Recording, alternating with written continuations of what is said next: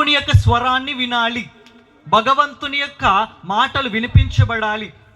ఆ శబ్దం అనేది మాకు వినిపించాలనే ఒకే ఒక ఆలోచనతో, ఒకే ఒక నమ్మకంతో వాళ్ళందరూ చేసిన విషయం ఏంటంటే, వాళ్ళు ఆ చెట్టు దగ్గర కూర్చుని జపము చేస్తున్నప్పుడు వాళ్ళందరూ చాలా సంపూర్తిగా నమ్మింది ఏంటంటే, వాళ్ళు దేవుని యొక్క భగవంతుని యొక్క స్వరము విన్నాము అనే నమ్మకముతో, విశ్వాసముతో వారిలో వచ్చే ఒక స్వరాన్ని విని వాళ్ళందరూ కూడా కన్నీళ్లు పెట్టుకుని సంతోషిస్తుండేవారు.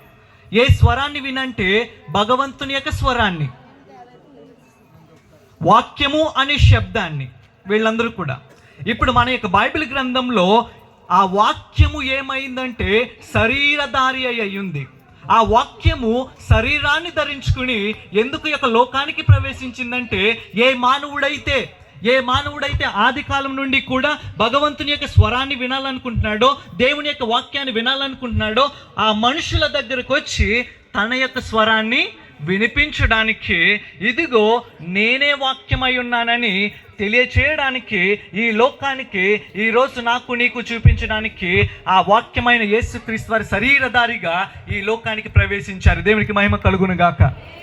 అందుకనే మనం ఈరోజు క్రిస్మస్ జరుపుకుంటూ ఉంటాం. ఆయన యొక్క జన్మదినాన్ని ఎందుకు జరుపుకుంటూ ఉంటామంటే, ఈ యొక్క జన్మదినము అనేది 1000 సంవత్సరాల క్రితం